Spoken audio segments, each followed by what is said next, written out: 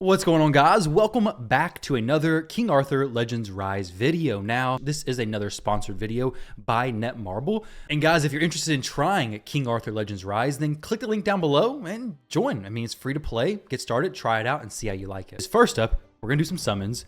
I think I'm gonna do some more summons in a future video. I did a summon earlier today that is absolutely insane. Honestly, I don't know why I wasn't recording because I should have been. Let me show you this pull real quick. If any of you have ever gotten a crazier pull, let me know, but it's gonna be pretty hard to beat this. Check this out. I did 110 pull, picked up 3 legendaries. I knew I was close to Mercy. I was 11 away. I'm like, you know what? I'm gonna go ahead and pull this, get 1 legendary. But lo and behold, I got 3 legendaries. I got a Morgan, that's her name, right? Morgan, Jillian, I don't know how you say her name. This champion, really good. Got her chivalry +1. We got Claudus and Gillian. Gillian, very good. I've heard a lot of good stuff about her. She's ranked pretty high in some of the dungeons, which is awesome. And then Claudus, I don't know much about her. I'm gonna have to explore her, but I got a lot of really good heroes. So we're gonna do a few pulls right now. Maybe not a ton. I think I'm gonna save some of my gems for a future video. I also did a single 10 pull on the banner and also summon this champion. So somehow I was popping off with summons today, just period. However, right here, we may not get anything crazy. Though if we get some copies of K, I'm not gonna complain. I wanna start off all these videos doing some summons. Okay, we got 1 K up to Chivalry 7, I guess. Let's do 1 more 10 pull. I wanna save my gems for a future video. Here we go. No orange, dang. Still no Lego. 3 rares, that's really good to see though. Isolde, I always get stumped on her name. Akalon, okay, cool. So Isolde, I'm just gonna say it like that. Awesome. We're gonna do 1 more 10 pull. We got gold? We got gold? Nah, no gold. Baldwin. Oh, wait, what? I didn't think there was gold. There was in fact gold. Lancelot, that's who this is, right? I don't actually know much. I don't know. I say I don't know much about him. I don't know anything about him. I've seen some people say that he. What is this? This is Lot. I thought that I had no legendary this pull. This sword has been tricking me. We got another double legendary pull, guys. That is crazy. I thought the animation was gonna be the gold glowing sword, but it wasn't. Well, sweet. Let me know what you guys think about these 2 heroes. I've seen negative stuff about Lot, so I'm probably not gonna be super excited about that. But the pull here, hey, I love that. So first up, I guess this will be a good thing to start off with the list, is that dupes, they're not gonna be used. So we summoned K, and unlike in Raid, where you're gonna build duplicate champions, you don't want to feed those champions, all that kind of stuff, we pulled a copy of K, but if you look down here at the bottom, there's no extra copies of K. There's just an individual copy of every champion.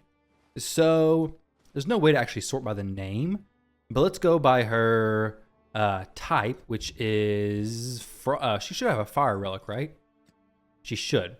So you can make sure, actually no, what is she? Relics, she is, okay, Storm, Squall, I think that's what it's called. Either way, let's see, we'll go Storm. So you see K right here, you probably don't actually see her. There she is, we scroll through, there's no more copies of K. You know where she's at? Well, I'll show you. She is in this chivalry section.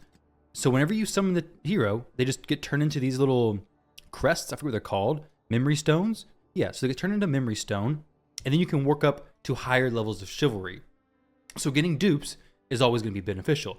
At chivalry 8, K gets a pretty awesome ability. After evading, grants self Golden Boar's Resolve, which increases evasion rate by 3%. If you have 3 or more stacks of this, when attacking, charges attack gauge by 100%. So essentially, you don't ever have to worry about, oh, did I feed a duplicate of a champion who I'm going to use in future content, because you're not going to be using them in future content. They're already stored in the little hero selection here. So I have a few others I can probably get taken up. I'm going to go through and look at that later on. But even the uncommon champion here, we have Tshirt, who's a very good champion, who we just taken up higher chivalry. So it keeps your account very organized. Now, when you're doing this, there's also the massive plus side. Well, let's take her up a little bit higher. Let's see, pledge this. We should get some extra power to her as well, right? So we get a little bit extra power, which is actually a pretty big deal. Now, I need to see if I can remember. Okay, here we go.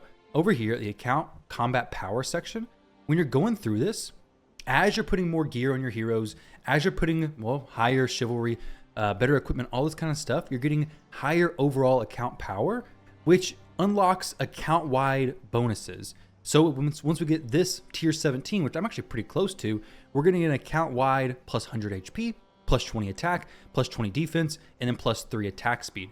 And this goes all the way to tier 30, which is 434,000 power, which sounds crazy to me right now, but it's going to be summon a legendary hero. That's pretty sweet. So we have some other things to look forward to. At tier 21, we're going to have a different bonus there.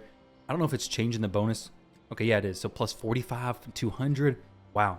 So that's quite a bit.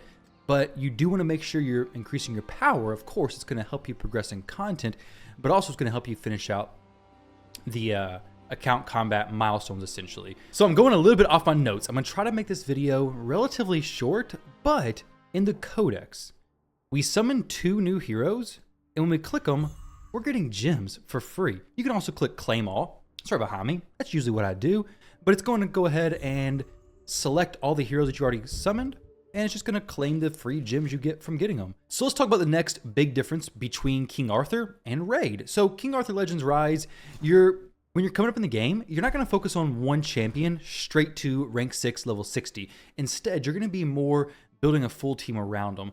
Whereas in Raid, you're using food to, rank up a champion. You're using duplicate copies of different champions to rank a champion up. You're having to invest everything into that one champion. In this game, you're not doing that. In this game, experience is farmed a little bit differently. You have your experience dungeon over here, which instead of giving it to the champions in the team, you're actually getting experience potions, essentially. So uncommon XP potion. This is going to be used to level up your heroes. And then to rank up your heroes, you're going to get these mythic mana orbs from Pinvid, which is a dungeon you're going to be doing a ton. So you're never using duplicates of other champions, which is going to lead it to very much of a focus on building a team to clear the content. So you're not going to want to pour all your resources into one champion only and neglect everybody else. You're going to find it very difficult to progress if you do that. However, on the flip side, whenever I was coming up, my K, I did focus on getting her to 6-star as soon as possible. There was times where I had to bring a different champion up to, say, 4-star, give them level 40 or close to it. But my main focus was, okay, K is a rare. She costs less resources to get up than somebody like Bedivere or Morgan or even Merlin. So I was able to focus K, still have resources to then get my legendaries up as I get a little bit further in the game. I really love that system and the fact that you don't have to just focus everything. You don't really have a farming champion necessarily. You have just teams. You work in teams majority of the time, which that's not to say that doing content doesn't bring you experience, because it does, and you get experience for the champions who are not leveled, which brings me to another point. That is, the story mode is very, very much worth going back and farming. So let me hit 2 birds with 1 stone here. If we visit a hero who needs some sort of progression as far as their power, let's go to Merlin here. We'll go to, let's go to advance. Okay, we can't advance him because he's already 60. Let's go to a level 50. Okay, Anguish, no, Tristan de Jarrett, Clarison, advance. Okay, so we need some of these draconic fairy stones, the blue ones. Well, it shows us where we can get those stones from. We can get it from the main story hard mode, and we go over here. Now, when you're in here, we're going to be getting some drops for different things to forge. We're going to be getting the fairy stones to get that hero advanced. And we're also, if we have any heroes in here who are not max level for whatever rank they are, they're going to get experience as well. So while I said you don't need a farming champion, like a solo champion, you can still get benefit from bringing a solo champion into these runs, into these teams. Let me turn that volume down some. It's get a little bit louder in the fight. But you can still get benefit for bringing those champions into these areas. It's just not going to be your main source of actually getting experience. Another thing is when you're in this content, we have a 3x speed there. That's actually incredible for me. I love 3x speed. I think every game should do 3x speed. And even more so than that, I love the fact that when I finish this run, it's not going to be 1 run. This is 3 runs. This is 3 runs of this campaign stage because I selected the slider. That makes it 3 runs. That means I'm going to get 3 times the drops. I'm also going to spend 3 times the stamina, but I'm going to finish it in a third of the time. I'm a massive fan of efficient use of my time. It's so much better than just coming here one time, just running it. Oh, it's going to take forever. We're using 7 stamina each time. No, I just want to come in here, drop my stamina, and get out of here. Which, speaking of stamina, is the only real resource that you have in this game. Now, this resource is shared across several different areas. I'll get into that, but you can see everything you have from this little drop-down menu. So paid crystals, which I believe are the same as free crystals because they all go in the same thing, but either way, we have stamina. This is resources to upgrade your basically fortress. We have a clan token, which is resources to spend, honor tokens, arena stuff. We have forbidden dungeon tickets, which that is a little bit different. So this is a different restricted area. I know I just said you only really use stamina and that I'm showing different areas, but give me just a second. Once we do this, the forbidden dungeon tickets, we literally just come in here. If you already finished the stage, you just do auto clear. Boom, I spent 1. It's instant completion. If you have more time to spend in this area, you just come through here, try to push it as high as you can. If you can't push no more, just go back and auto clear. Super easy, super simple. I love the wipe feature here. Very nice. So that is one of the areas where you spend something other than stamina. There's very few. And then we have the clan raid ticket, which is like the clan boss in this game. So if we come over here to the restricted area, we have the clan raid. You do some of these and you're good to go for the day. Now, outside of that, everything else, your faction wars, your favorite dungeon, your power-up dungeon, your equipment dungeon, your sealed temple, all this stuff, the resource that's required is stamina, which leads itself to much less time required in the game. If you're pushing story, stamina, it's simple. Everything just uses stamina. You don't have to worry about other resources being used, just stamina. Okay, so you have 156 and it recharges over a period of time, just like normal stamina in any of these games does. So today, let's say you want to progress in trying to get some more ascension or advancement materials, okay? Well, we have Morgan here. I want to get her to 6-star. I'm going to need to get some of these perfect fairy stones. I don't know where to get it from, so I just click this. It says main story hard. We're going to select there. We'll go to stage 1-4. Bedivere may be able to solo it, but I'm not really going to try that. We'll do this, okay? So now I want to go ahead and use my energy farming this. But to be honest, I'm probably not going to be around my PC very long. It's no problem. Literally all you have to do is repeat battle. Scroll this however high you want, okay? 2100. It's not going to refill your energy. It's not going to refill your stamina, I mean. You just come in here and do this. And the nice thing is even if, let's say we come in here, we do repeat battle, we turn it to 147, okay? It's going to be 7 runs because we're using the 3x multiplier. I can walk away from my PC, do whatever I want, come back, and this is going to be completed. Now, the sweet thing about this is, say my run fails, my champions die, it's not going to cost you any stamina. There's no stamina lost. So you can join fights, take risks, try out new things, or even say you're on Gorgos, the experience dungeon I was talking about earlier. You're farming that, but your team is not very consistent. It has like a 20% win rate. Guess what? Just turn it on, leave it on overnight, leave it on for a while, and a 20% win rate being ran for 8 hours is not a problem, right? You're going to wake up and come back and it's going to be completed. So you don't have to stress, I need a 100% win rate. Of course, more consistent, faster runs is always better, but you don't have to have that. So we'll jump in here again and see, okay, we have 112 stamina right there. We're going to use this. We should come out of here and still see 112 stamina. Let's say, okay, well, I got to forfeit this. Leaving me mid-battle will count as a defeat. Got defeated. Exit this, and we see, guess what? We still have 112 stamina. Now, this is going to be the exact same thing across all the areas in the game. Matter of fact, before doing this video, I was literally farming some Gorgos on stage 7. My team's not consistent, but I just ran it quite a bit, and I got some wins in. This team is pretty cool, though. I'm going to hopefully be pushing up to stage 10 relatively soon. We focus the boss. We have Merlin placing the, I don't know what it's called, Frozen Remains, which allows me to basically have a block debuffs on, preventing that burn from coming through. We have dot immunity, which is pretty sweet. So have that going on, and then we actually kill the Gorgos. It's not consistent. It's not safe, but that's okay. It doesn't have to be, because even when we fail our runs, we're going to save our stamina and it's still going to be kept. Now, with all that said, the heroes in this game are structured quite a bit different than in Raid. The heroes in this game have relics that can be changed, which unlock a sometimes very different functionality of their kits, but then they have base skills as well. For example, let's take a look at Bedivere here. Now, his skills, just on his hero by itself, are right here. We have dominant position. These are passives, okay? So all three of these are passives. Now, each one of these has a different effect. This one, for example, when attacking, attacks one time, hitting one random enemy, damage 110%. This attack ignores 10% of defense.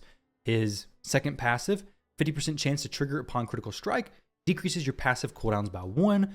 And then the last one, when using skill 3, triggers ability switch if you have debuff. Debuff, critical strike damage increases 2 on target. All right, so that's his skill. That's his passives there. If we come to the relics, we'll have 3 different relics. So say, for example, you're using Bedivere against a area of the game that isn't ideal for his element, his affinity. I forget what the name of it is, but you can see right here, the element relations, okay? Say you're going against, I don't know what element Pinavita is, but Bedivere was Frost. Say you're going against a storm element. Well, you don't really want to do that, and you're okay with his different relics. Well, you just swap it, assuming you actually have that relic unlocked. So if you look at what the actual hero brings, it is going to be different kits. Some of the heroes have significantly better weapons than others. Some of them you're never going to use their fire weapon because it's just garbage, honestly. But with Bedivere in his situation, his A1 with the Frost Relic is going to be attacks one enemy, damage 51%. His A2 is actually, this is really the main thing for him. This hits so hard. I think it's the hardest hitting skill in the game, actually. Gain critical strike rate increase for 1 turn, attacks one enemy, damage 126% of attack, deals additional damage if the last hit is a critical strike. Now, if we switch it to fire, you can see this A2 is attacks one enemy 2 times, deals additional damage if the last hit was a critical strike, 70% of attack. This one is 126% of the attack, also gains critical strike. The A1 seems about the same, and the A3 does a little bit of a different ability, ignores 5% of defense. Let's see what this is. Ignores 5%. It's an AoE attack. On the fire version, it's a single hit, a single champion double hit. And then we have the storm version. Now this is going to change his functionality. He's not going to be frost anymore. He's going to be storm. So now he's going to be strong versus frost, but weak versus fire. And then his A2 is going to be very similar to the frost version, it looks like. And then the A3 is also very similar to the frost. So it looks like the frost is the same as the squall or the storm, are very similar. Each one of these you will have to level up, which is pretty cool in my opinion. You invest in the ones you want to have brought up the highest, which you get these levels from farming the bear. So everything you're doing here can be farmed from these different areas. If you want to push your champion's rank a little bit higher, do Plain of Beasts. If you want to push your levels a little bit higher, do Burning Land. If you want to push your weapons a little bit higher, do Frozen Plain. If you don't know what you want to do, I guess just spend your energy. That's kind of where I was stuck at for a little while, honestly. I'm looking at this like I got a lot of work to be done. But prioritize getting your favorite dungeon done because they do rotate, which is essentially your faction wars. It's your faction specific areas. So favorite dungeon right now is currently on Steed's favor. So Steed's favor, I have some decent heroes here. We have Lancelot now as well, which is pretty cool. Who else do I have? Okay, so I have some good ones. I have Merlin plus Anguish, both pretty high, but I probably can't beat this. But it's very much worth coming in here and dropping some stamina so I can start awakening these heroes. Get them to 1 star to have their keepsake belt on. Get them to, I think, 3 star for the other pieces. But we have all these areas in the game, but you don't have to worry about using this key for this area. You have 6 keys for this area, 4 keys for this area, and it's all confusing. No, it's just stamina for basically everything. The Forbidden Dungeon is a little bit different, and then you have clan raids. The Forbidden Dungeon is auto clears if you finish the stage, so it makes it very simple, very quick to do. Honestly, coming in here, keeping your stamina spent down is very easy and not very time consuming. I do, however, want to summon my 10 Frost Relics real quick, just for the heck of it. Let's go ahead and do a summon, why not? Do we see any gold now? Okay, I don't see any gold. Okay. Cormac, Now, if I summon anything that's really good, let me know, because I don't really know what I'm looking for, to be honest. We will go ahead and pop a few. Let's do one. Why not? Now, with these, you can't use gems to buy more of these, but you can use gems to buy more of the special summons or the rate up summons, which is cool. I like being able to purchase more summons if I want to spend my gems on those. Flame Ghoul hand, and then we have one more summon that is going to give me what? Let's see. Okay, more Flame Ghoul hands. Pretty interesting stuff there. So once again, I want to give a big thank you to Netmarble for sponsoring today's video. Don't forget, if you're interested, click the link down below. Download King Arthur Legends Rise, and best of luck in grinding. Looking forward to next video, because I'm going to be opening up a lot more, a good amount of more champions, I do believe. Basically spending all my gems down, opening some champions, maybe a little extra, we'll see. But guys, thank y'all for watching, and I'll catch you in the next one.